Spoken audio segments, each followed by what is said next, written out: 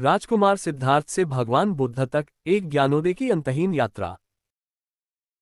आज हम एक ऐसी अद्भुत यात्रा पर निकल रहे हैं जिसने न केवल एक राजकुमार का जीवन बदल दिया बल्कि पूरे मानव इतिहास की दिशा ही मोड़ दी। हम बात कर रहे हैं भगवान बुद्ध की, एक ऐसे व्यक्तित्व की जिनकी शिक्षाएं आज भी अरबों लोगों के जीवन में प्रकाश का स्रोत बनी हुई हैं। बात आज से लगभग 2500 साल पहले की है, जब भारत नेपाल की सीमा पर स्थित कपिलवस्तु नामक एक छोटा लेकिन अत्यंत समृद्ध राज्य था। यहाँ के शाक्यगण के राजा शुद्धोधन और उनकी महारानी मायादेवी के घर एक पुत्र ने जन्म लिया। उनका नाम रखा गया सिद्धार्थ गौतम। जन्म के तुरंत बाद ही कई विद्वान ज्योतिषियों ने बालक के भविष्य को लेकर एक असाधारण भविष्यवाणी की। उन्होंने कहा कि यह बालक या तो चक्रवर्ती सम्राट बनेगा जो पूरे विश्व पर राज करेगा, या फिर एक महान संत जो संसार को दुखों से मुक्ति का मार्ग दिखाएगा। राजा शुद्धोधन अपने पुत्र को एक सम्राट के रूप में देखना चाहते थे। वे नहीं चाहते थे कि उनका इकलौता पुत्र वैराग्य ले और उनसे दूर चला जाए। इसलिए उन्होंने सिद्धार्थ को दुनिया के हर दुख, हर कष्ट से बचाने का निश्चय किया। सिद्धार्थ के लिए राजमहल के भीतर ही एक ऐसा संसार रचा गया जहां दुख का कोई नामोनिशान नहीं था।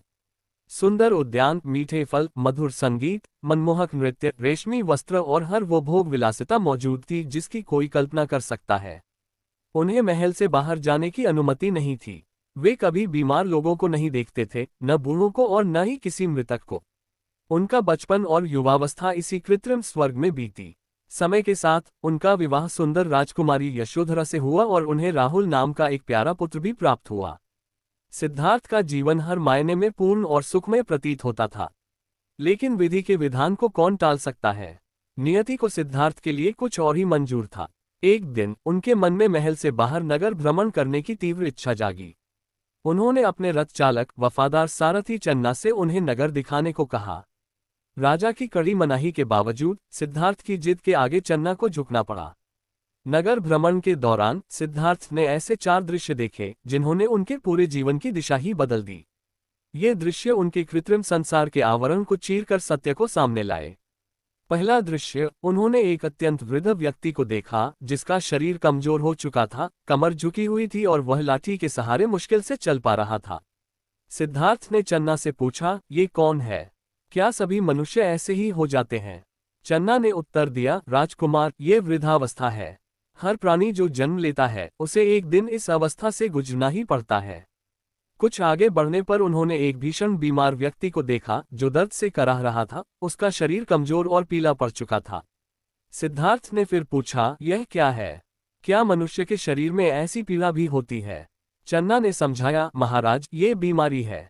जीवन में कभी भी कोई भी बीमार पड़ सकता है और शरीर को पीड़ा हो सकती है। इसके बाद उन्होंने एक मृत व्यक्ति को देखा जिसे लोग अर्थी पर रखकर शमशान घाट ले जा रहे थे। लोग रो रहे थे और विलाप कर रहे थे। सिद्धार्थ ने स्तब्ध होकर पूछा, यह क्या हो रहा है? ये व्यक्ति हिल क्यों नहीं रहा? चन्ना ने भारी मन से बताया, राजकुमार, यह मृत्यु है। जिसने जन्म लिया है उसे एक दिन मरना ही पड़ता है। जीवन का अंत मृत्यु ही है। ये तीनों दृश्य सिद्धार्थ के मन में गहरे उतर गए।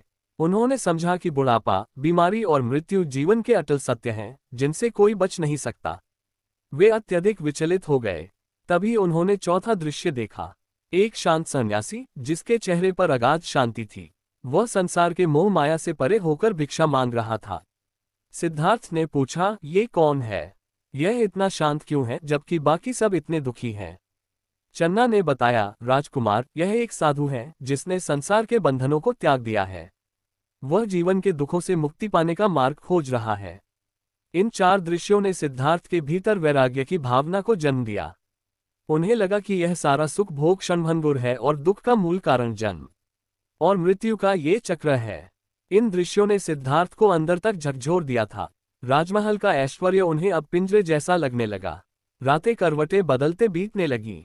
वे इस जन्म मृत्यु के चक्र से मुक्ति का मार्ग खोजना चाहते थे।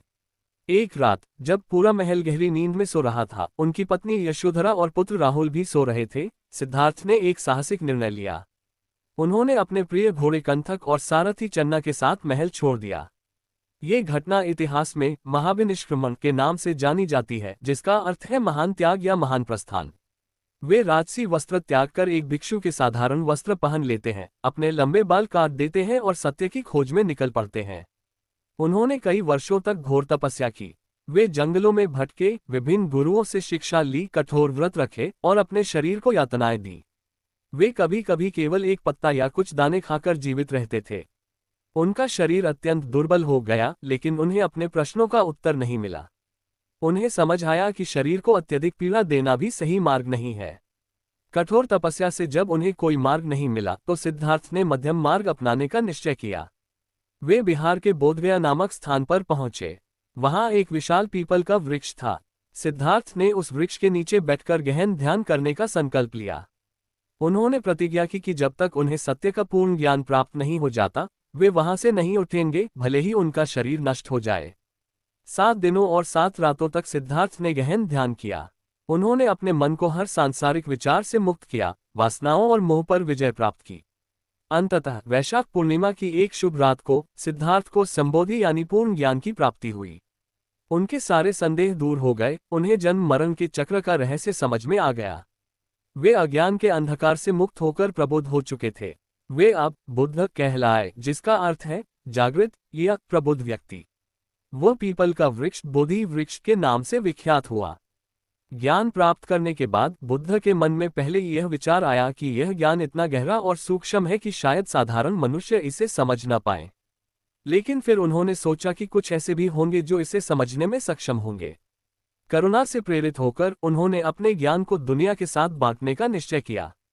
उन्होंने अपना पहला उपदेश सारनाथ, वाराणसी के निकट में अपने उन 5 पुराने साथियों को दिया, जिन्होंने पहले उन्हें घोर तपस्या छोड़ देने पर त्याग दिया था।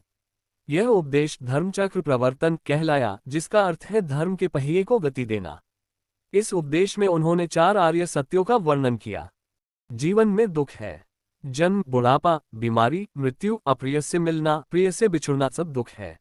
दुख का कारण है। ये कारण तृष्णा या लालसा है। दुख का अंत संभव है। तृष्णा का त्याग करने से दुख का अंत होता है। दुख के अंत का मार्ग है। यह मार्ग अष्टांगिक मार्ग है। उन्होंने अष्टांगिक मार्ग का उपदेश दिया, जिसमें सम्यक दृष्टि, सम्यक संकल्प, सम्यक वचन, सम्यक कर्म, सम्यक आजीविका, सम्यक प्रयास, सम्यक स्मृति और सम्यक समाधि शामिल हैं। यह मध्यम मार्ग था, जो अत्यधिक भोग और अत्यधिक तपस्या दोनों से दूर था। धीरे धीरे उनके अनुयायी बढ़ते गए और उन्होंने एक संघ की स्थापना की। यह ऐसा समुदाय था जिसमें सभी जाति, वर्ण और लिंग के लोग शामिल हो सकते थे, बिना किसी भेदभाव के। बुद्ध ने अपने शिष्यों को आदेश दिया, बहुजन हिताय बहुजन सुखाय, यानी बहुतों के हित और बहुतों के सुख के लिए धर्म का प्रचार करो। लगभग 45 वर्षों तक भगवान बुद्ध ने पूरे भारत में घूम घूम कर अपने ज्ञान, करुणा और शांति के संदेश का प्रसार किया। उन्होंने हजारों लोगों को प्रबुद्ध किया, उन्हें जीवन के सही मार्ग पर चलने की प्रेरणा दी। 80 वर्ष की आयु में उत्तर प्रदेश के कुशीनगर नामक स्थान पर भगवान बुद्ध ने अपने भौतिक शरीर का त्याग किया। इस घटना को महापरिनिर्वाण कहा जाता है। उन्होंने अपने शिष्यों को आखिरी उपदेश दिया, अब दीपो भव, अर्थात अपने दीपक स्वयं बनो। यद्यपि बुद्ध ने अपना भौतिक शरीर त्याग दिया, लेकिन उनकी शिक्षाएं, उनका दर्शन और उनका संदेश आज भी जीवंत है। उनके संदेश में अहिंसा, करुणा, मैत्री, शांति और आत्म जागरूकता का सार है। उन्होंने हमें सिखाया कि दुख जीवन का अटल हिस्सा है, लेकिन हम अपनी लालसाओं पर नियंत्रण करके और अष्टांगिक मार्ग का पालन करके इससे मुक्ति पा सकते हैं। भगवान बुद्ध की यह यात्रा सिर्फ एक कहानी नहीं, बल्कि एक प्रेरणा है, स्वयं को जानने की, अपने भीतर शांति पाने की और करुणा के मार्ग पर चलकर एक बेहतर दुनिया बनाने की। उनकी शिक्षाएं हमें बाहरी दुनिया में सुख खोजने के बजाय अपने भीतर के ज्ञान और शांति को खोजने के लिए प्रेरित करती हैं। आइए हम सब भी बुद्ध के बताए मार्ग पर चलने का प्रयास करें और अपने जीवन को शांति और सद्भाव से भर दें। आपको ये कहानी कैसी लगी, हमें कमेंट्स में जरूर बताएं। और ऐसी ही और प्रेरणादायक कहानियों के लिए हमारे चैनल